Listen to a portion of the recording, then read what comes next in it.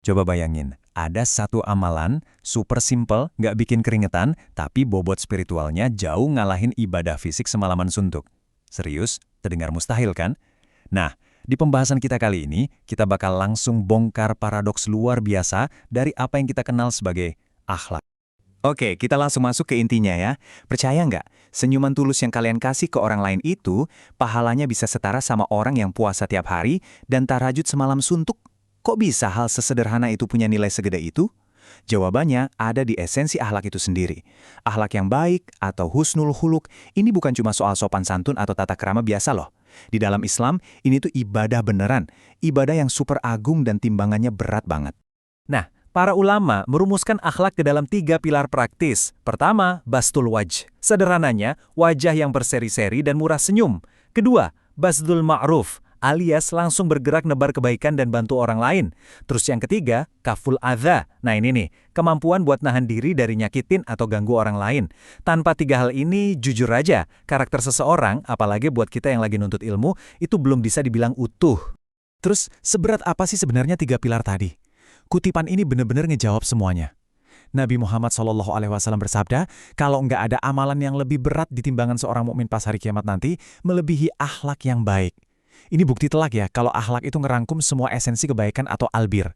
Jadi akhlak itu bukan sekedar pelengkap ibadah, tapi justru tiang penyangga buat ibadah-ibadah kita yang lain. Sekarang kita masuk ke bagian kedua, keberanian dari sebuah kejujuran.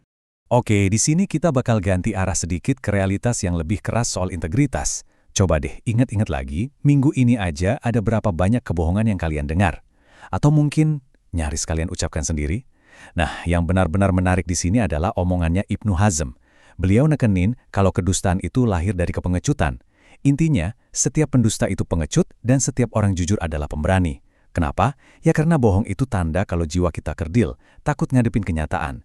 Ini otomatis nantang kita buat ngelihat kejujuran bukan cuma sekedar nyampein fakta, tapi sebagai bentuk keberanian moral level tinggi.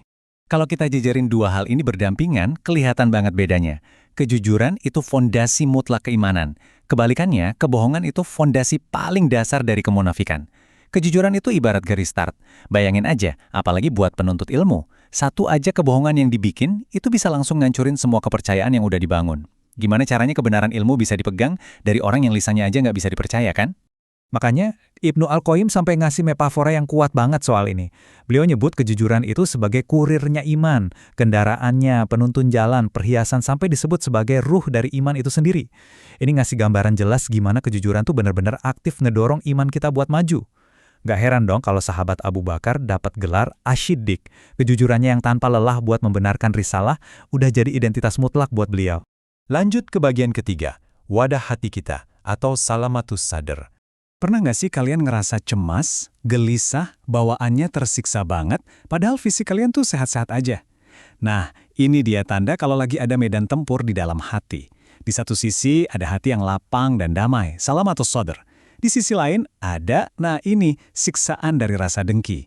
Hati yang damai itu ngebawa kebahagiaan, bikin kita ridho sama takdir Allah.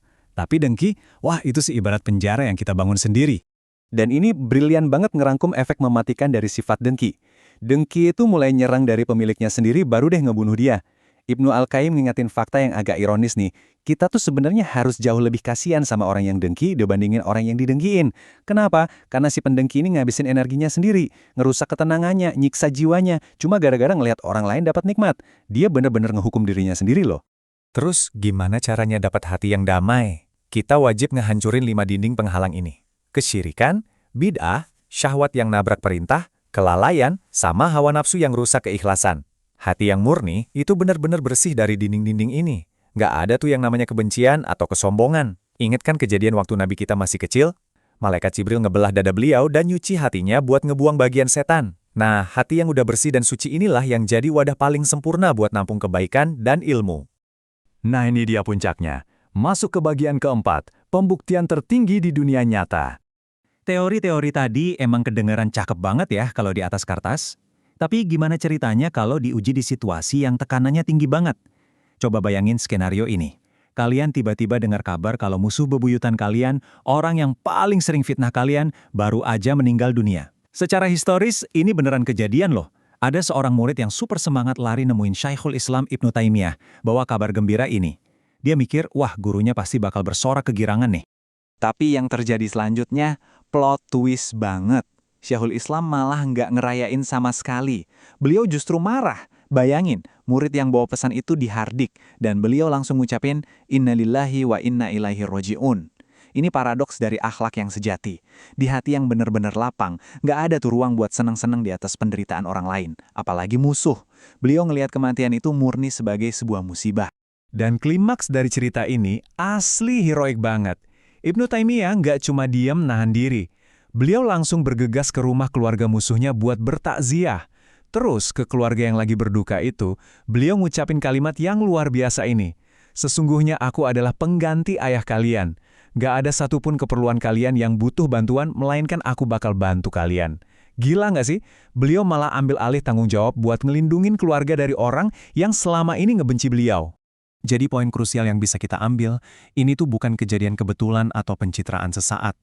Di momen lain, ada pria yang pernah fitnah beliau habis-habisan ke penguasa.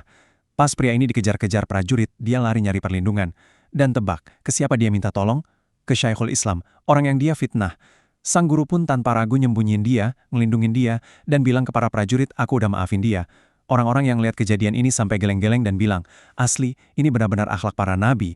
Dan sampailah kita di bagian terakhir, bagian kelima, arsitektur yang utuh dari karakter kita. Sekarang, mari kita lihat gimana semua konsep tadi menyatu ngebentuk satu bangunan yang kokoh. Bisa kita perhatikan di sini, kejujuran itu posisinya sebagai fondasi. Terus, kelapangan hati itu ibarat wadahnya. Dan akhlak yang baik, itu penampilan luar atau wujud fisiknya.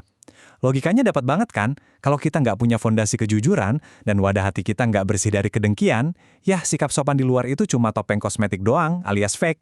Tiga-tiganya ini harus hidup dan saling melengkapi.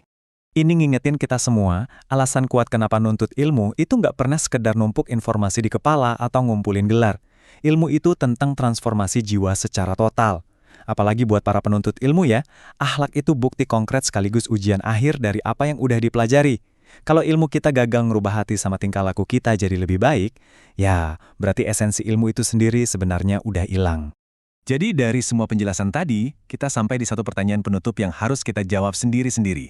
Kejujuran yang berani, hati yang lapang tanpa kedengkian, dan akhlak yang selalu ngedepanin senyum serta kepedulian ke sesama.